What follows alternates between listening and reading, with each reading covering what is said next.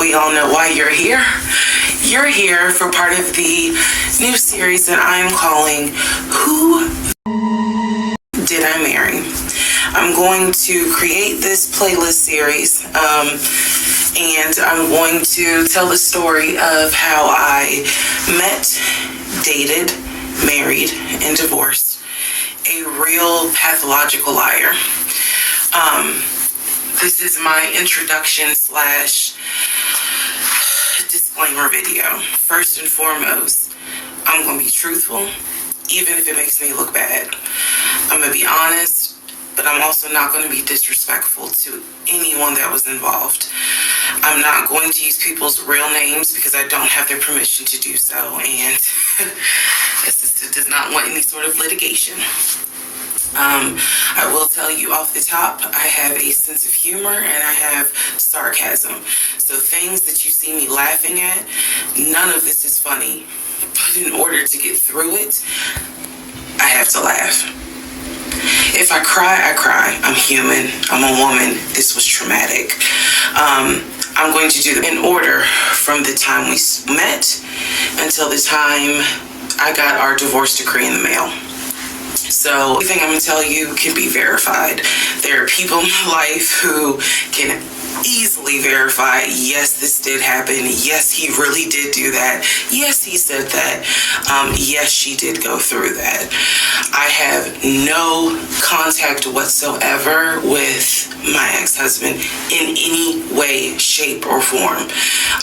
We do not communicate. We do not have mutual friends or anything where we communicate through those people. No contact. I cannot stress that enough because I feel like somebody's going to ask me, do you still talk to him? No. I ain't seen him. I ain't heard from him. I don't want to hear from him. And I will tell the entire story up until the last time I did hear from him and what happened. This is my story. So, I am just a regular woman who thought she met the one, and I didn't. Most people have never came in contact with a pathological liar. We typically come in contact with like a compulsive liar. It is not the same. A pathological liar has no reason for why they lie. And the lies that they make up, there's no limit to the lie. I was once a psychology major in undergrad. I didn't graduate with a psychology degree, but I'm very comfortable saying that he was a pathological liar. He was a narcissist, and yes, there was some in my opinion, mental health issues going on. Pathological lying part, absolutely. So I want to preface all this by saying, you're going to probably think, what in the world? There's no way this happened. Everything you're going to hear me say actually did happen. I never thought I was going to be in some sort of Lifetime movie, but I was. So, let's all take a deep breath, buckle in, because this was a crazy ride. And if you think it's crazy, imagine how I feel as the person who lived it and had no idea what I was dealing with. I thought I knew, but I truly had no idea who was married. You like how I twisted that? Anyway. Alright, y'all. This is the introduction, so welcome. So I met my ex-husband around March 4th of 2020.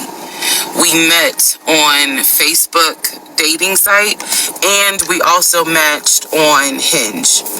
I did not realize that he was on both under two different names. So one was his actual name, and the other one was a variation, like a nickname that he called himself. Different pictures. So it was a running joke between us. Oh, you ain't even recognize that You had matched with me on Hinge. No, I didn't. And also that should have been a red flag. By the way, you will notice in this story, I called it the United Nations of red flags. It is so many red flags that, I mean, you would have thought I was colorblind because I ignored all of them. So, anyway, back to the story. We met around March 4th. We exchanged phone numbers. He called me and we talked on the phone for the first time. In the first phone call, he told me that he had just moved to Georgia from California, from San Diego.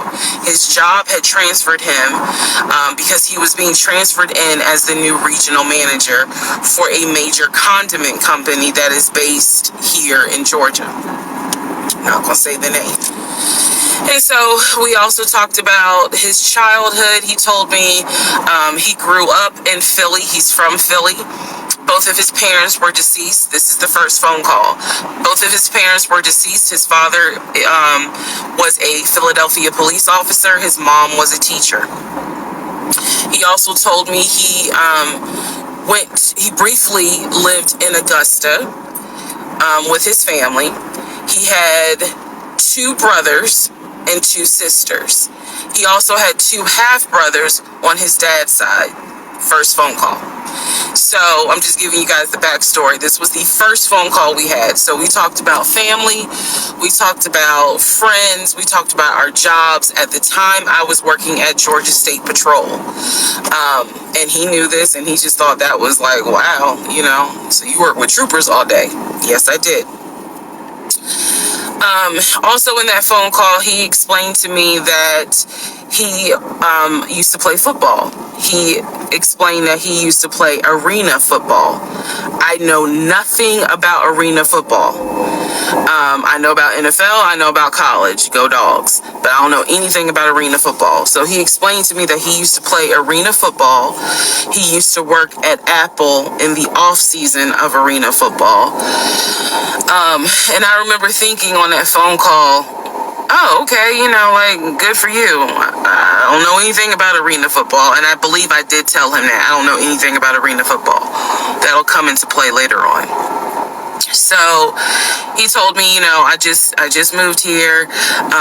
My job is paying for my housing, and they are helping me to look for a house.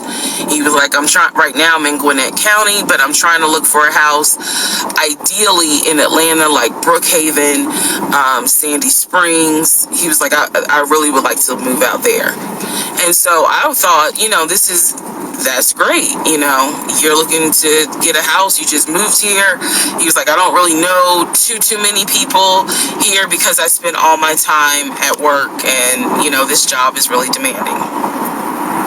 So that was our first phone call. We talked more. He talked a lot, which took me by surprise because I'm not really used to men talking more than me.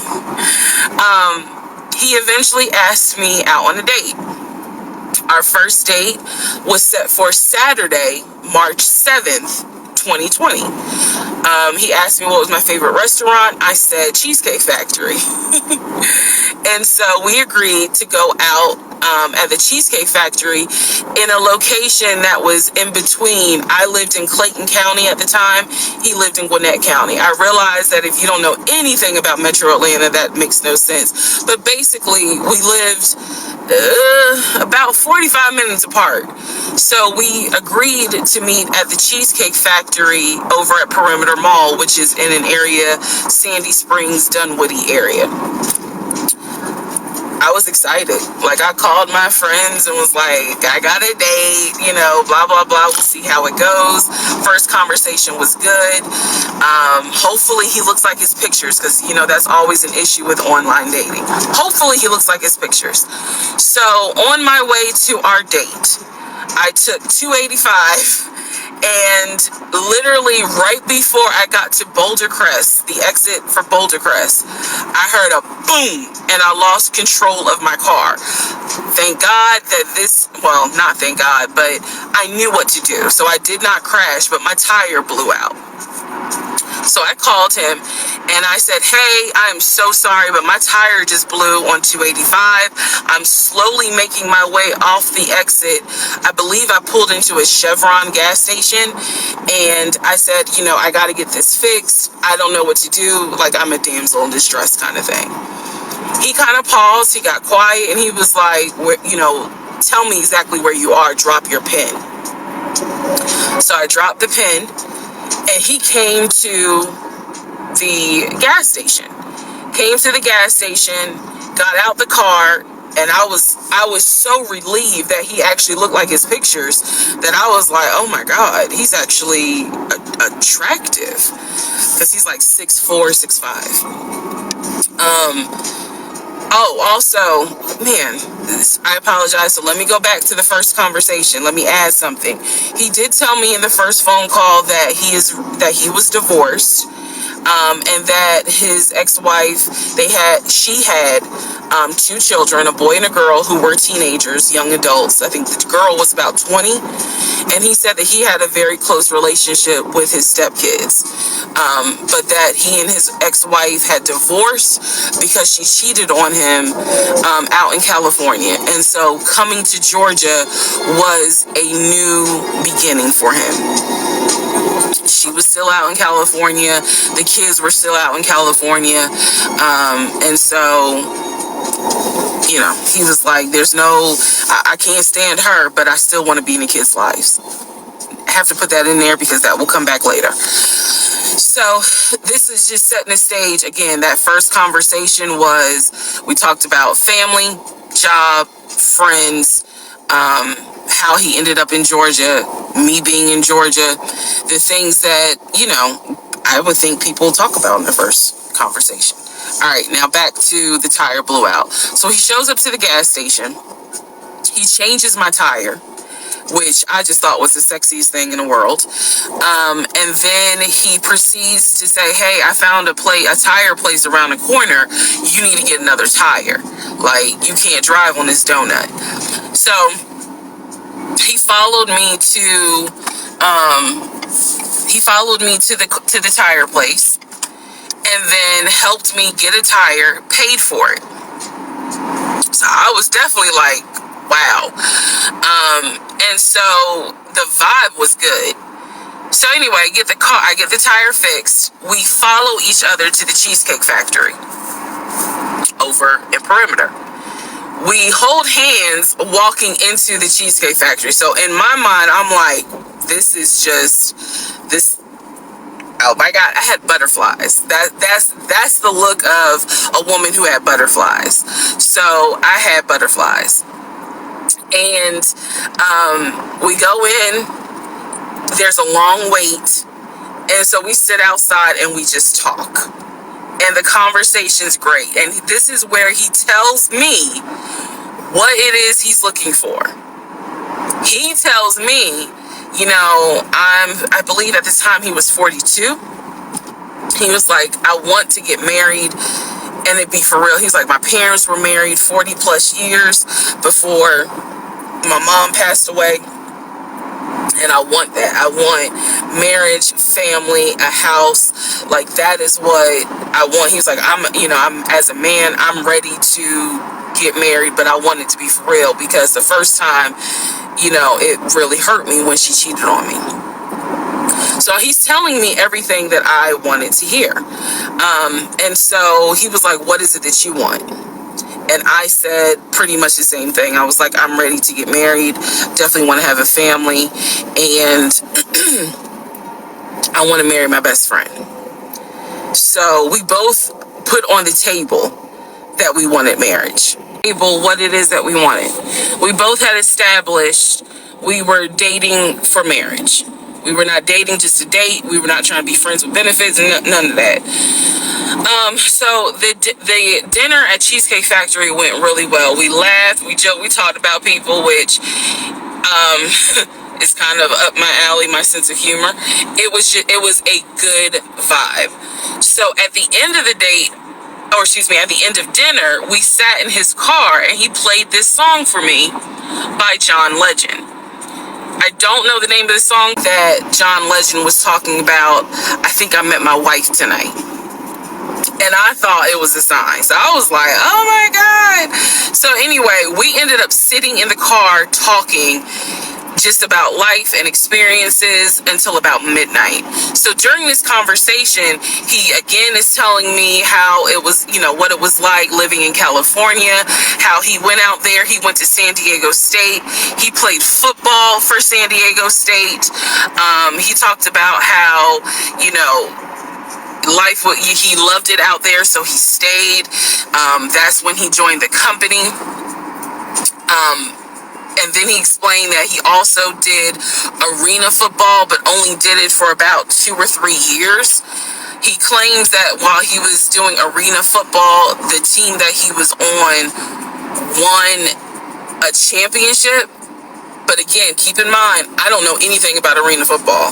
So I was like, okay, I didn't know that they had championships. And he was like, he got a little offended, like, yeah, they got championships. And, he was on that team. So he talked to me about how he worked at Apple. He worked something in the IT area of Apple, but it was in the store. Again, it was one of those, it's like when I tell people I used to work at Amazon, I really wasn't paying much attention to it. Why?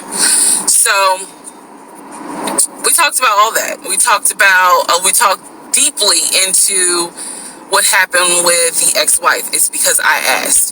He was not volunteering all this information. So in other words, I get very uncomfortable when men start talking about their ex a lot. That's not what happened. I was asking questions because I was really trying to figure out, okay, are you ready for a relationship, or are you still missing her? So we talked about that. We talked about my exes. That was a mistake I made because I talked about how I dated at one point in time somebody I worked with. That will come back later. And he seemed real cool about it. He was like, that was before me and blah, blah, blah. So the conversation was good. Midnight comes and I go home. Yes, I went home. We ended up talking. Mind you, our first date was March 7th. Within about 2.5 weeks, Brian Kemp, our governor, shut Georgia down. We were going to be on lockdown. So during those 2.5 weeks, we talked every day. We went out again at Red Lobster. I remember Red Lobster. But everything was going great. The issue was, where are we going to quarantine? So the question was, are we going to quarantine at his place, which he had like a studio type of situation. Like, it clearly, where he was staying, I was like, it's like a studio apartment, but he kept telling me, like, this is temporary because I'm looking for a house. Like, he showed me the email from a woman who worked at the company where she was out on maternity leave, but she was putting him in contact with a realtor to help him find a townhome or a single family house. So I was just like, okay, this is definitely temporary. Like, he's not trying to stay here long term. And she was apologizing in the email. I'm so sorry, this should have been taken care of before you got here, but it wasn't, I saw the email. I read it. I read the email. So the decision was, we're going to quarantine at the studio, or we're going to quarantine in my house? First mistake I made. Well, there's a lot, but this was a mistake I made. So ladies, caution moment. During one of our dates, because keep in mind, in those 2 weeks, we were seeing each other quite a bit. Nothing physical or anything like that. Just two people who I thought were really on some. All right, let's see if this is going to grow into something. He came to my house. When he came to my house, I had a 3-bedroom, 2.5 bath townhome. He was in a studio. Now, I'm telling you guys all of this in in order of how it happened. So some things I'm probably going to insert what I was thinking and the mistake I made. Can I turn this off? No. Okay, still need that. And I say that to say that I did not realize inviting him to my home probably made his eyes go, oh shit, she's a keeper. She got this 3-bedroom, 2.5-bath townhouse, and I'm in like a little studio. Yeah, let me go ahead and pursue this. What I need to do to quarantine here. The decision was made, quarantine at my house. So the state went on lockdown. He came and stayed with me in my home, and for the most part, in the initial beginning, it was fine. It was fine. The reason why I hesitate is because I grew up in the church. So for me, it was really like an internal struggle of, bruh, you always said you would never live with a guy unless he was your husband. And now you living with a dude and he ain't your husband. Like, it was a struggle for me because I knew better. And don't come for me. I'm just telling you, the way I grew up, it was like that. It was not sitting right with me. But at the same time, I didn't want to quarantine by myself. I did not want to. So there we go. So he moved in. We talked about the bills. Let me clear something up that I said in the other video where I said he paid all the bills. He paid all the household bills. He did not pay my car payment, my cell phone, or my car insurance. He paid the rent, because my rent at the time was less than $1,000. He paid the utility bills. And so when he's telling me that he's a regional manager, I was like, wow, okay, so you got money. And so he paid all the household bills. So my check really was just taking care of me, myself, and I. And I am not, this is where it's not going to make me look good, but it's the truth. It was intoxicating to not have to worry financially about how to pay the bills. It was a wonderful feeling. And so I kind of pushed to the side the fact that, yeah, you shacking up, because it's like, but your page, you don't have to worry right now. Like, he's taking care of all of April's bills before April even comes, because this was still March. So we're living together, and I'm cooking, I'm cleaning, he's helping to cook and clean, and then we have a conversation about house. Is he still going to buy a house just for him, or is he going to buy a house where it's for us? Because we are going to try to make this thing work, be official, get married, have a family. So the question now on the table is, what are we going to do? Because I didn't want to stay in Riverdale, Georgia. I did not want to raise a family there. I refused to have a baby in Clayton County. So the decision was made, let's start looking for a house for both of us. Remember, he was already looking for a house for him. But then he was like, you know what? We're together. I plan to marry you. Let's look for a family home for the two of us.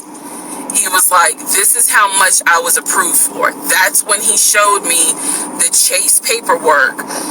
It was a letter stating that and it had the Chase emblem at the top. He showed me a letter stating that he was approved for a $750,000 mortgage, or a $750,000 house. So he was like, we can't go over $750,000. And I said, I remember asking him, can you afford the mortgage on a $750,000 house? Because I know I can't. This is when he explains to me, I told you how I played arena football. I invested my money really well. So he said, I have money that will help pay for the mortgage. He was like, we're good. Like, I'm financially, I am okay. He was like, that's why I'm able to get approved for a $750,000 mortgage. So he told me that his money was in different savings accounts. He said he had an account with Chase Bank, he had an account with US Bank, and he had an offshore account. This is what he told me. The offshore account, I was like, why? And he explained something about, the US, the US imposes taxes on money when you have a certain amount in US banks. He was like, so everybody knows that it's smart to have some money in an offshore account. Y'all, look, I live paycheck to paycheck. I was like, okay, that's whatever. I said, so you have the money to pay for a home. I'm also holding in my hand a letter from Chase saying that he was approved for $750,000. So I went off of what I saw. So we contacted a realtor. I won't say his name, but man, if he ever sees this TikTok, I owe this man such an apology. But we contacted a realtor who was based in Cobb County, because I was very adamant I wanted to move back to Marietta, Smyrna area in Cobb County, Georgia. He was fine with that. His whole attitude was, you're going to be my wife, happy life. So we met a realtor. I would find houses that I wanted to tour. Keep in mind that this was COVID. So at the time, we could not tour a home. It would have to be a virtual tour. So this particular realtor, we found a house in Douglasville, Georgia. Not Cobb County, but nevertheless, it's in Douglasville. I was fine with Douglasville. So we found a house in Douglasville, Georgia. The realtor did a FaceTime tour of the house. The house was a nice home. 5 bedrooms, 4 baths. So we did a FaceTime tour of the home, and the home was listed, I believe, roughly 400 and something thousand. I really like the house. I could see myself living there. I could see us living there. I could see us with the kid there. This is now April. Just for timeline purposes, this is April. So he really liked the house. He was like, you know what, we'll put an offer in on the house. He was like, if you like it, because again, it was COVID, we weren't going to be able to see the house in person because the family still lived there. So he said, I'll put an offer in. We'll see if it's accepted. I said, okay. So he puts an offer in. He's telling me he put an offer in. I need to clarify some things he told me and the things that I actually saw. So for this house in Douglasville, he told me he was putting an offer in. The realtor would call me, because one thing that the realtor told us, he was like, if the woman likes the house, typically the house is going to get bought. So he kind of dealt with me a bit more than he did my ex-husband. And again, this is April 2020. This is before we got married. So at the time, he was my boyfriend. So the realtor was calling me and was like, hey, I put the offer in, and what they're asking for is proof of funds. And I did not know anything at this time about buying a house. So I was like, hey, you probably need to talk to him, because I'm not even listed on the mortgage. Like, from the paperwork I saw, it was only in his name. So he called him. I guess they talked. I was not there, but I'm assuming that they had talked. So the boyfriend is coming, my ex is coming home saying, yeah, I talked to so-and-so. I sent him over the paperwork. The offer was approved, and they are going to try to do a virtual closing. First, we got to do an inspection. If the inspection goes all well, then we have to do a virtual closing. He also told me that he put down earnest money on the home. He put down, I believe, $5,000. He said, I just transferred the money over to the realtor's account or whatever, so that it could be earnest money for the house. So I'm just like, okay, great. He was like, so realistically, this is April. We should be able to get in that house by June. Okay, no problem. So this is what he told me.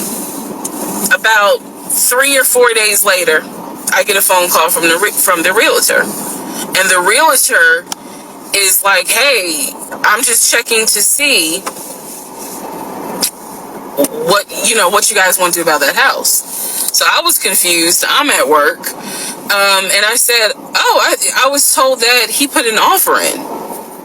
And the realtor was like, he did? I didn't know that he put an offer in.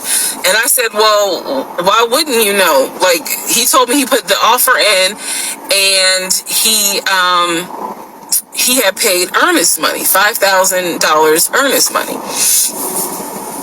And so the realtor was like, well, let me call him and find out what's going on with that, because I didn't know anything about it. So red flag, of course. So I call him, and he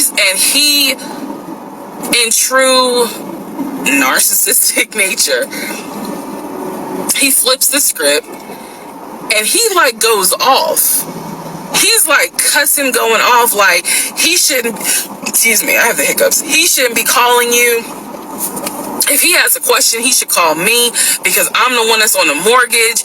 He was like, and now it's going to be an issue. And I said, well, did you put the offer in with him or not? And he said, no, I did not put the offer in with him. I put the offer in with a friend of mine who is a realtor, so I can give him the business. So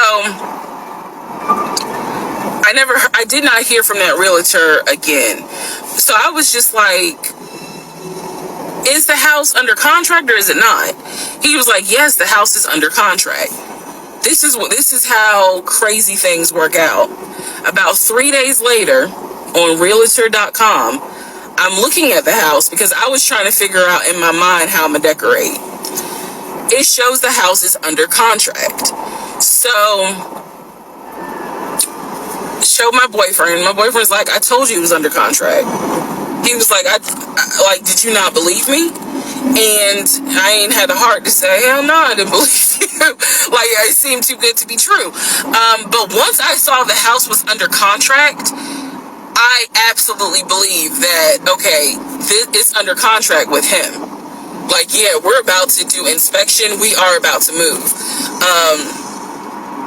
And so we had driven by the house because, again, keep in mind, a family's still living there. So we had driven by the house. At this point, he was like, I want us to start looking for furniture so that way we can go ahead and order it. So when it's time to move, the furniture is ready, because, it takes like 6 to 8 weeks sometimes for furniture to be delivered if they don't have it in stock. Like, he was very methodical and planning and saying, this is what we need to do. So we started going to Home Depot, Lowe's, because we had a printout of what the sellers were going to take. They were going to take the appliances. He had a printout. Let me be clear. He had a printout. So it said on there that they were going to take the appliances.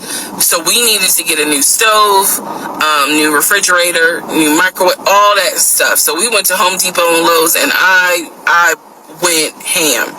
I chose all these new appliances, and here's where we get into the shopping. So we go to Home Depot, we go to Lowe's. I'm choosing all these appliances. He's taking pictures of the SKU number. We had representatives helping us, and he basically explained to them, hey, we're buying a house. We should be closing sometime in June. Can we order this stuff now? Can I put a hold on it? Like, what can we do? Because we're not ready for delivery. I stood there as the Home Depot rep said, we can hold it in our warehouse. Like, you can buy something and we can hold it. People do it all the time, especially with COVID. So I watched him pay. I want to say it was about it was either $350 or $500. I watched him pay a deposit on a whole new set of appliances for them, and they were going to hold it until we were ready for delivery. I watched this. So I was like, okay, good deal. Like, we got the appliances. Next, let's go to Rooms to Go and Ashley Furniture and find actual furniture. So we went all around Rooms to Go. We went to Ashley Furniture. We went to American Signature. And I saw all these things that I wanted. Again, he's taking pictures of it. He was like, I can go online and order it. I didn't think anything of it because, again, I just saw that we held the appliances. So I was like, okay, that's fine. So April turns into May. May 2020 comes. This is where things start to get a little interesting. May comes, and obviously we had not done inspection. And I'm asking him all the time, what's the deal with the house? He was like, oh, because of COVID, they're trying to get someone to do the inspection. But the guy that they had, it was always something. The guy they had caught COVID, so they're going to have to get somebody else. And he's like 15 houses backed up, so it'll be a while. So at this point in May, I know I look crazy. In this point in May of 2020, I started recording audio diaries. I don't know why. It was something just made me just start recording my thoughts in an audio diary, and I still have them. And I would save them by the date, and I would just start talking about what's on my mind. So I was like, I knew there was something was nagging me, like, but I kept pushing it out of my mind. I was like, you saw, this is what I reminded myself. You saw him pay for the appliances. You know the house is under contract. You know that he told you that he's the one who put the house under contract. Why would he, like, I remember saying to myself, why would he lie about that? This is so easy to verify. Why would he lie about that? Have you caught him in any other lie? And at the time, the answer was no. So I really was like, maybe you just aren't used to a guy who actually does what he's supposed to do. Like, I was questioning myself and then answering my own questions. So inspection didn't happen. Around mid-May, I found out I was pregnant. May 2020. When I found out I was pregnant, he was ecstatic, and I was like, oh shit. The reason why I was oh shit is because, number one, I'm plus size. Number two, because of my age, I felt like it was probably going to be a high-risk pregnancy. And I wasn't married. And that nagged. I cannot tell y'all how much it nagged me. There was a lot of internal struggle in between. My family didn't even know that he had moved in at this point. I told them, that I was pregnant, went to the doctor, everything looked good. But again, because it was COVID, he couldn't go in with me into the actual room. So, doing any sort of ultrasound, doing the blood test, because my HCG levels were really high. So the doctor was like, hey, it might be twins. We don't know yet. You're still kind of early, along. They gave me a due date. The due date was January 26th of 2021.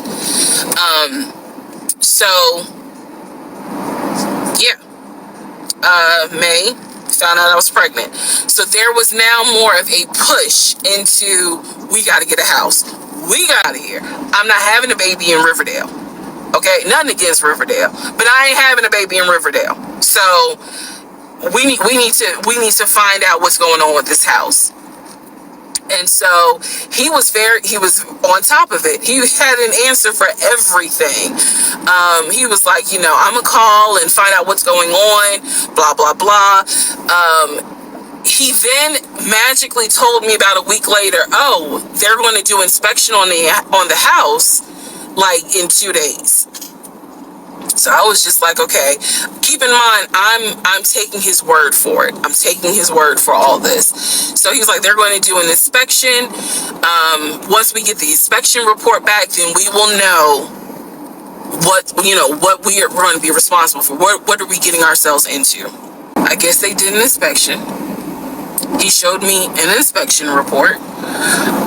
The only thing that they said that the roof had just recently been replaced, which I remember he was very happy about. And the issues that there were for the house were minor. It was not a bad, because we did have a discussion about it. He was like, it's nothing that we can't handle. Then he said that we were set to close the end of May. A virtual closing. You're probably like, what the hell is a virtual closing? Because again, he's saying because of COVID, people are not closing in the office. They're doing a virtual closing where you would need to electronically sign the paperwork. This is what he's telling me. And so he was like, we're set to close like just before Memorial Day. And so for some reason, again, there's still that nagging part. For some reason, I didn't start packing. Anyone that knows me will tell you I hate moving. I've done it enough in my life. I hate moving. But I did not start packing up that house at all. I was just like, I'm pregnant. My body was changing so fast that it was like I can barely keep my eyes open half the day. And so, no, I didn't start packing. And I remember I did record, again, I was recording audio diaries just about every day.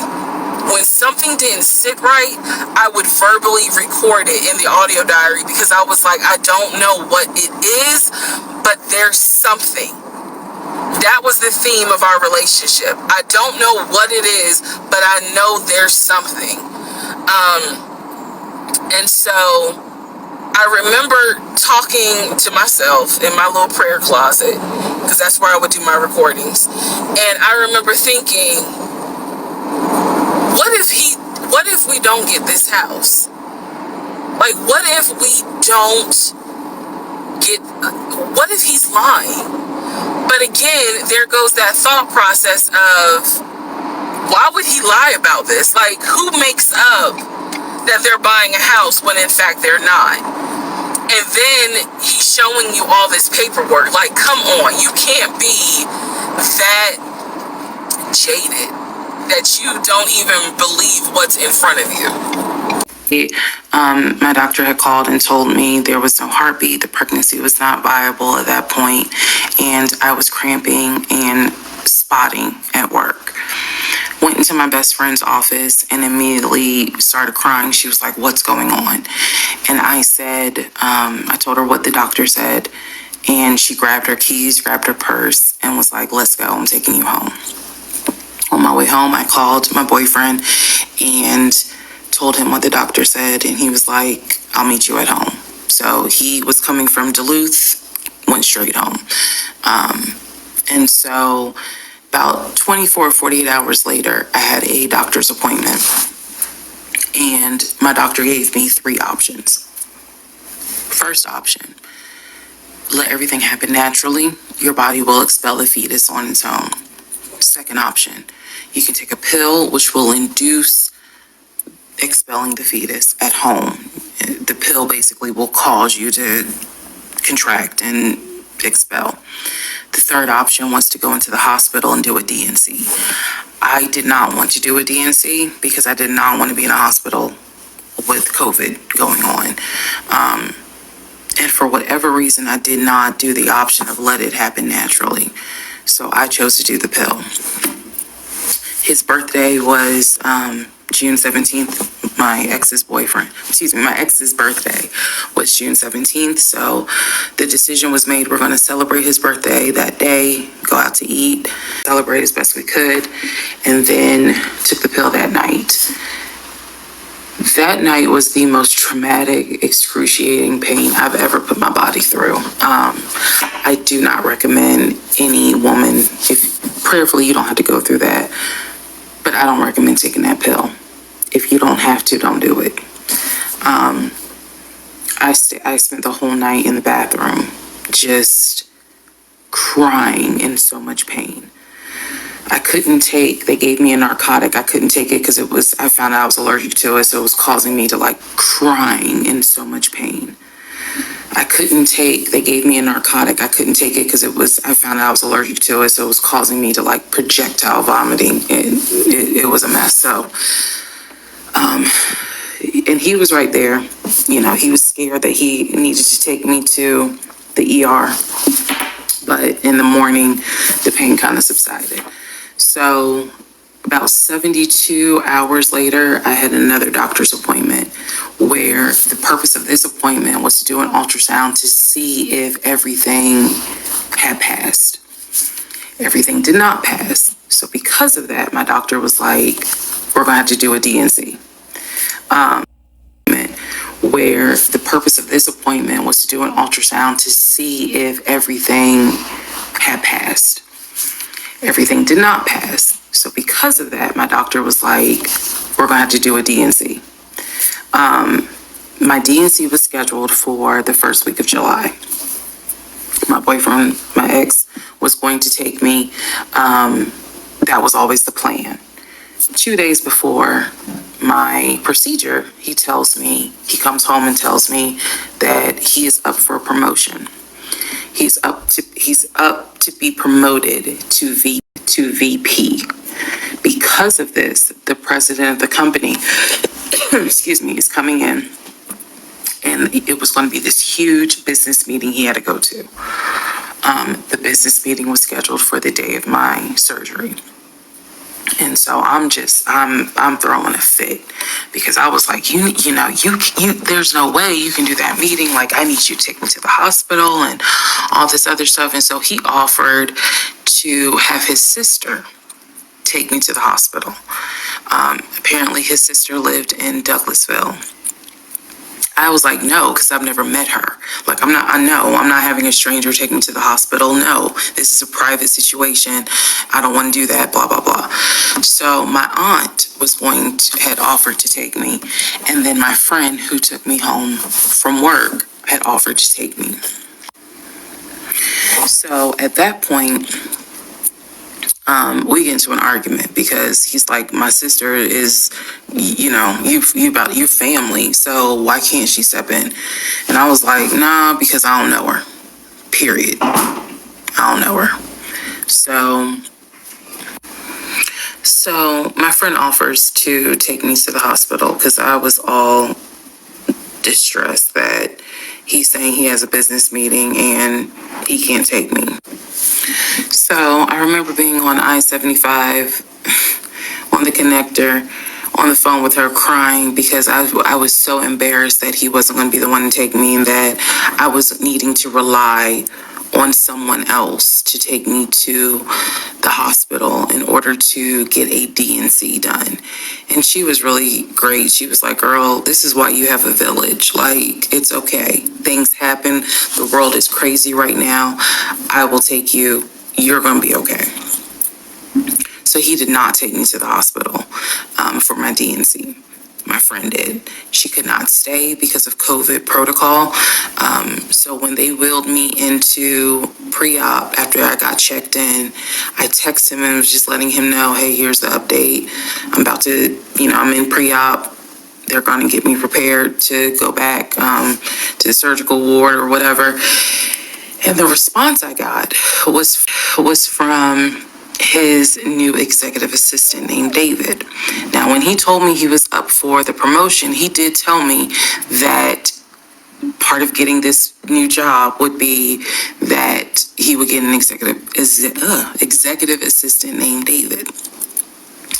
And he did tell me, I'm going to make sure that I inform David, if you get a text from this number, meaning from me, pull me out of the meeting because, my fiance is having a procedure done and I'm picking her up. So it's important that you come get me if it's something serious. So I text him. David responds. He said, yeah, Mr. Blah Blah told me that you are having a procedure done. If you need me to get him, I can go get him. He's in a meeting. Just let me know what you need.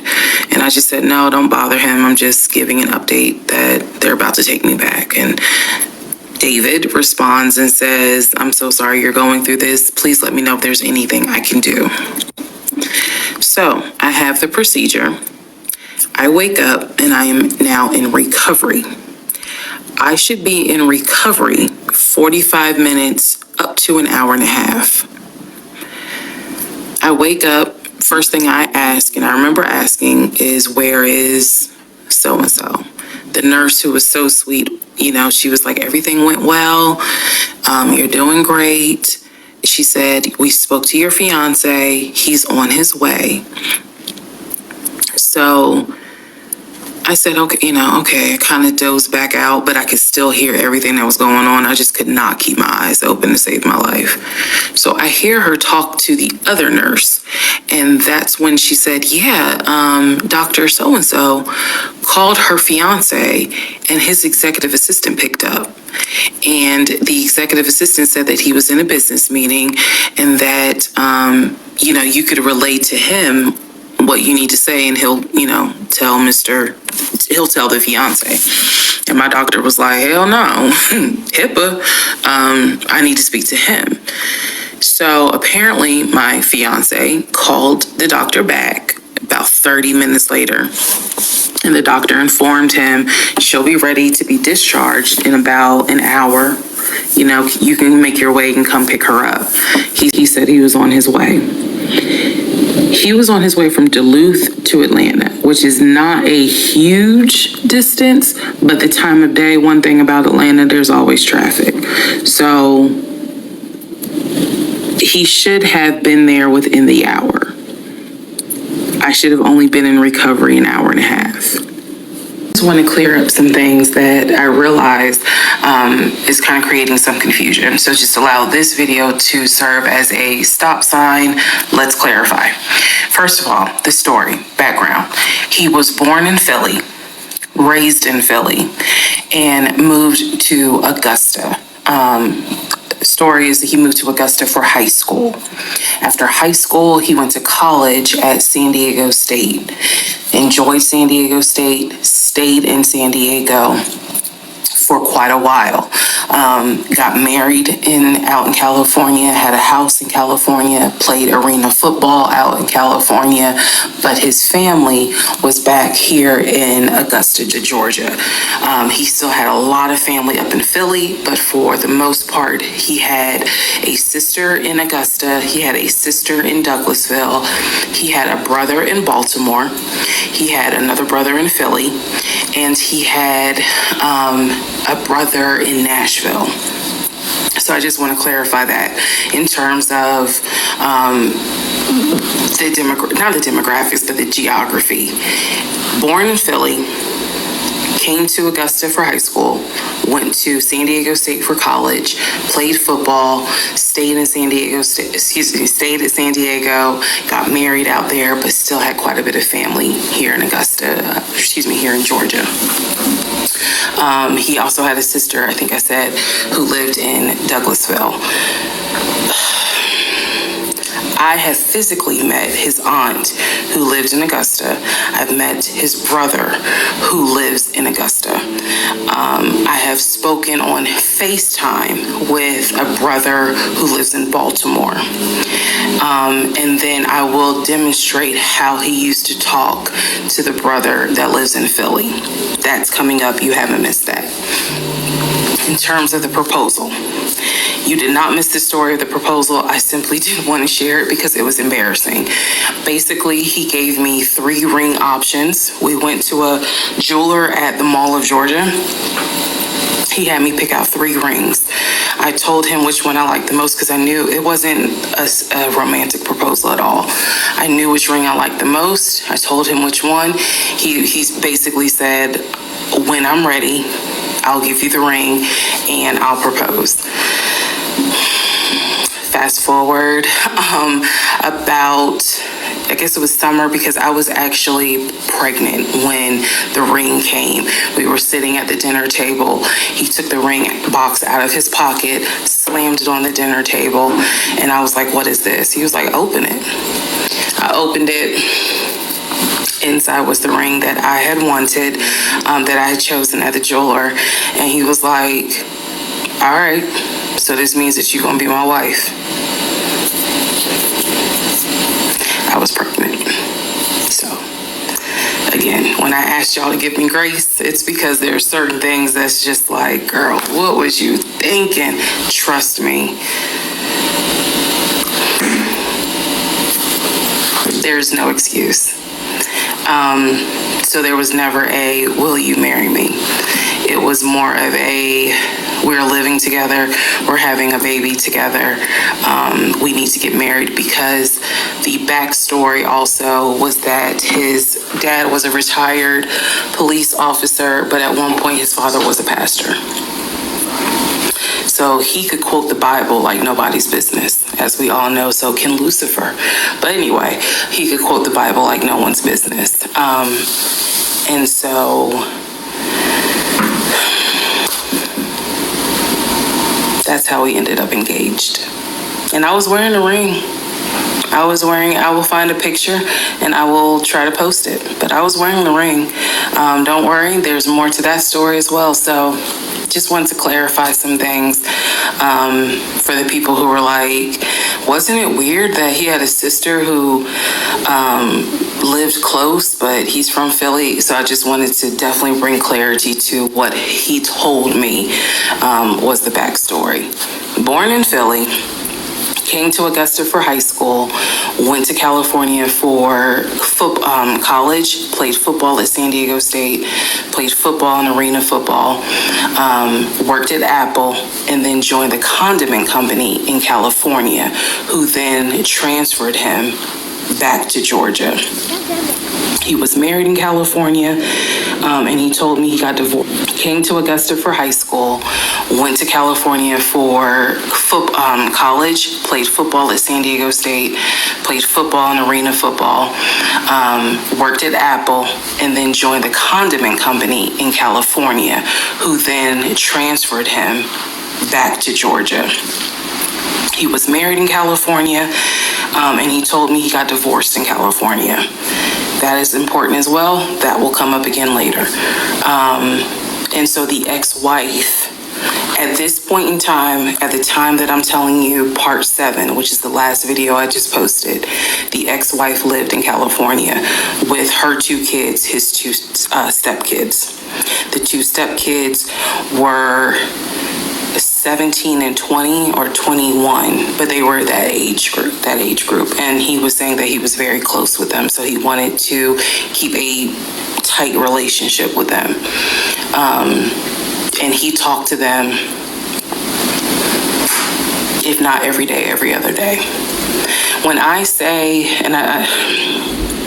when I say this, I need y'all to understand. When I say that he talked to someone, it means that he was on the phone in front of me talking to the person. I hope that, because I will touch back on this. He was on the phone in front of me talking to the person. So he talked to his siblings every day. He talked to his aunt almost every day. He talked to his family the way I talk to my family almost every day. And again, I will demonstrate how he used to do the phone calls. I will also demonstrate how he used to do the work phone calls, because he called me every single day from work. And he would talk to people while he was on the phone with me. And I could hear people in the background. But that's a whole nother part. So again, buckle your seats. I promise I'm reading your comments, I'm reading your questions, but I wanted to bring this video just to clarify some stuff. Hopefully this helps. And honestly, I know people are fascinated by this, but more than anything, I hope that there's a woman watching this and she's saying to herself, okay, it's time for me to ask some questions. That's my hope. So I should have been in recovery at Northside Hospital for about at most an hour and a half. Subsequently, I ended up being in recovery between 3 to 3.5 hours. The nurses kept calling my ex, asking what's the status, because they were actually getting ready to do a shift change. So they kept calling, asking what's the status, like, where are you? I want to say that they called a total of 3 times and they spoke to him twice. So at this point, I knew that they were all like, where's her fiance? Like, what is going on? He said he was stuck in traffic, and so he was making his way there. He eventually did get to Northside Hospital, and they wheeled me down, because again, he couldn't come in, just because of the protocols. So when I got in the car, and I'm in pain, but yet drugged up, couldn't keep my eyes open, I was just out of it. But I remember him calling my aunt and my mother and letting them know I picked her up, we're on the way home, let me get her settled, and then I'll give you guys an update. I remember that. What I did not know was that he had texted my aunt and my mom and asked them to not bother me for like a week. Like, just please don't reach out to her. Let her just rest. I am from New Jersey. I am from an African American family. You don't tell my black mama or my black aunt that, please don't bother her for a week. I didn't know this at the time, but I'm just interjecting that part. I'm trying to stay in the timeline, but he did apparently do that, and my aunt was like, wow, well, anyway.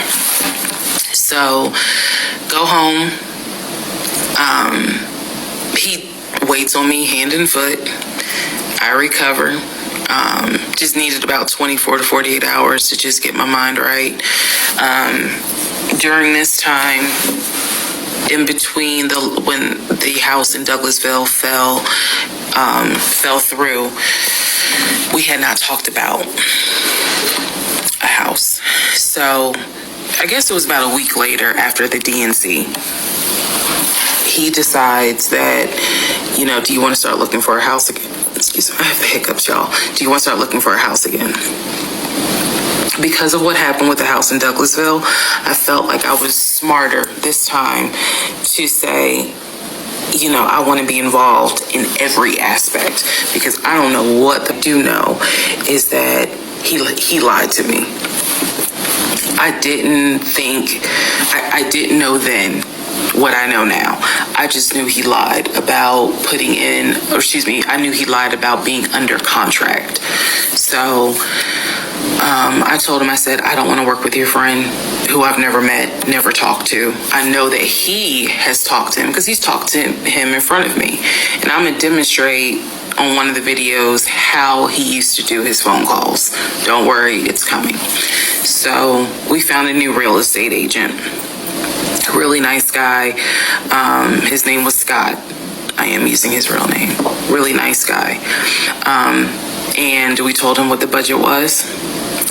And Scott was like, okay, when you guys are ready, we can start looking at houses. Try to look for houses that are empty, because you can actually tour those. If it's a house where someone's already living in there, chances are it's going to be a virtual tour because of COVID.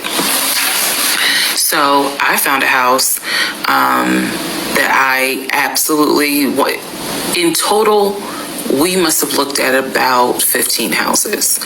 But I found a house in Smyrna that I absolutely loved. We toured the house. Everything about this house was perfect. The house was listed for $699,000.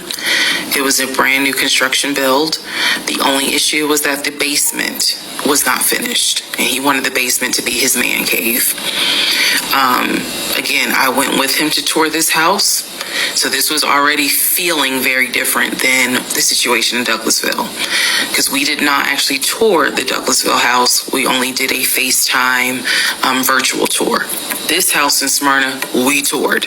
We toured this house more than once, and it was gorgeous. So we talked about it. He said that he had the money. Again, the price was $699. He said he felt comfortable putting in an all-cash offer. And if you remember on the videos before, he told me he had money in his savings from when he played football. So when he said an all-cash offer, even I knew, you got that kind of money? Like, where you can cut a cashier's check for $699,000? And he told me he did. He had money in savings from when he played football, and he was very comfortable paying all cash for this home. So the real estate agent, Scott, sent over the paperwork. The paperwork was sent in both of our names. It was sent to my email. That was another thing that I changed after Douglasville. Everything gets sent to me, and then I will be sure that he signs it. So he sent it to me. I looked over the offer. We were going to put in an all cash, full price offer with a request to have the basement finished. Also, we were requesting for the seller to give us an answer within 24 hours. We were requesting a quick closing. These are just some of the things I remember. I remember 24 hours, like I didn't want to wait on, y'all think about it. 24 hours, let us know if you're accepting the offer or not. And then also a quick closing, because it was a new construction. So we didn't have to wait for the current tenant to move out. We didn't have to do that. So I watched in our bedroom as he pulled it up, because it was a electronic document. He signed his name to the offer for $699,000 cash. He requested again, the seller let us know in 24 hours if they were accepting the offer. So we submitted the offer at around 6 p.m. We were requesting that by 6 p.m. the next day, they let us know if the offer was accepted or not. I watched him sign the offer. I sent the offer back to Scott from my email. All parties had signed.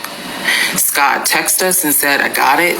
I'm submitting it. I will let you know what they say. Submitted an offer on the house in Smyrna. I sent it over to Scott, our realtor, and next day comes, Scott asks if we can take a phone call.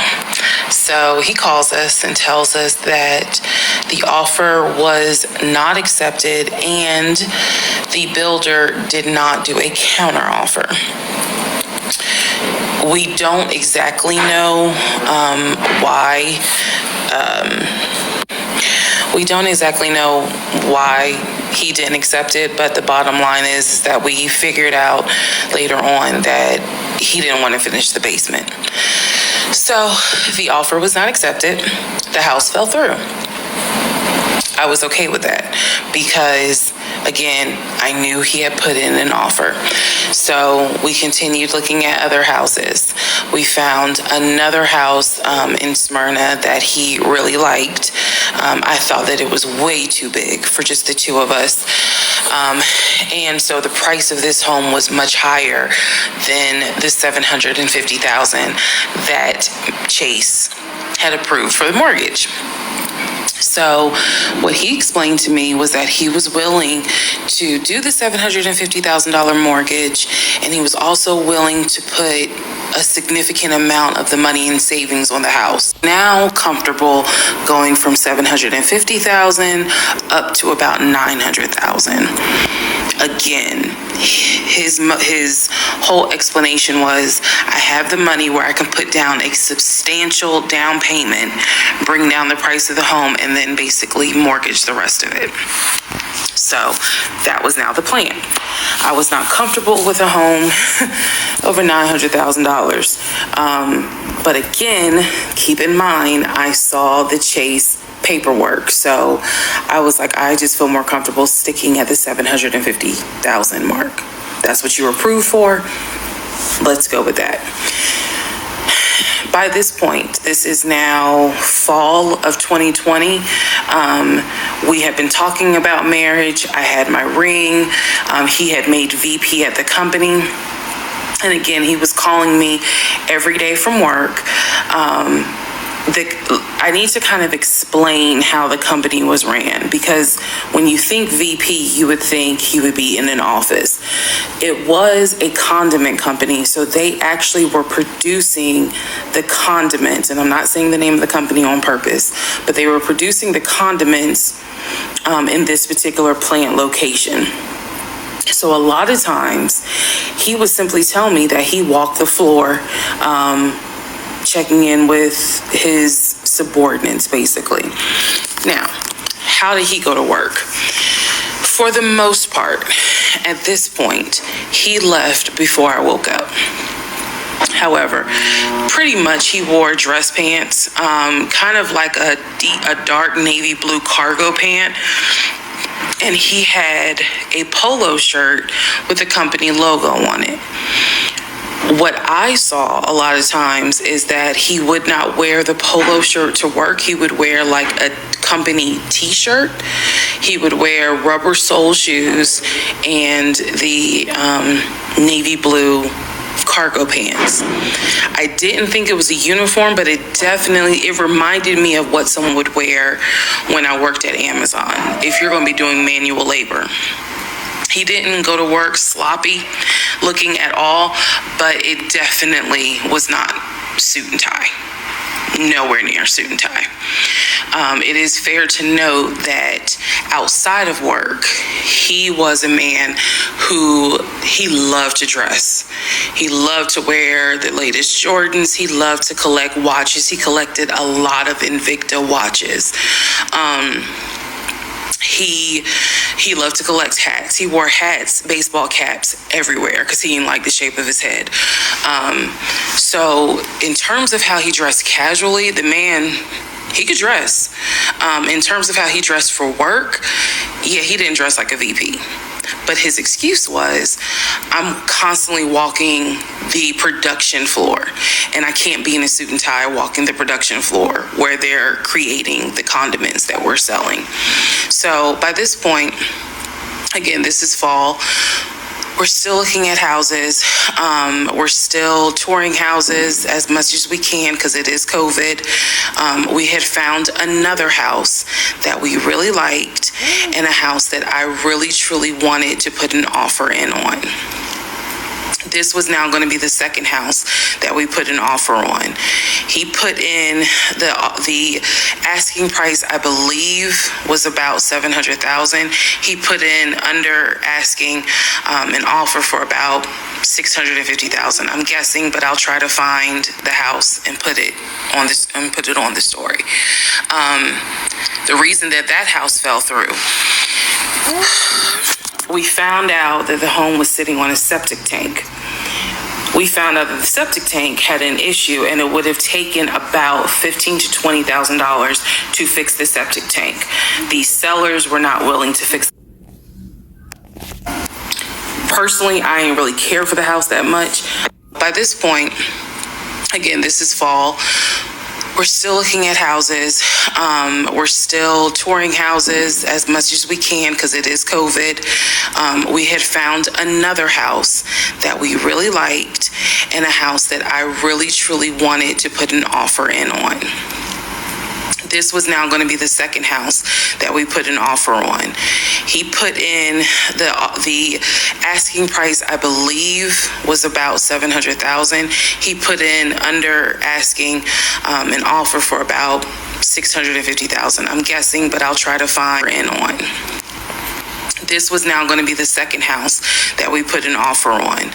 He put in the asking price, I believe, was about $700,000. He put in under asking an offer for about $650,000. I'm guessing, but I'll try to find the house and put it on the story. The reason that house fell through, we found out that the home was sitting on a septic tank. We found out that the septic tank had an issue, and it would have taken about $15,000 to $20,000 to fix the septic tank. The sellers were not willing to fix the septic tank. Personally, I didn't really care for the house that much. I'm the one who was like, I don't really want it. So even though we put an offer in, we had 24 hours where we could pull our offer back. And so we did. Once we found out, I believe it was in the disclosure. And if you're a realtor, please feel free to tell me if I'm using the wrong terminology. But I believe it was in the disclosure that they told us the septic tank needs to be replaced. That's when I was like, nah, I don't want that house. So we pulled out. The house fell through, and so I was fine with it because, again, I was heavily involved. I saw him sign the offer. I knew every step of what was going on. Our real estate agent, Scott, was amazing, but you will see when I get to it where he made a mistake as a real estate agent. So house number 2 fell through. We then moved on, saw a few more houses, and then we get to house number 3. I'm going to pause talking about the houses because now I need to introduce what happened with the cars.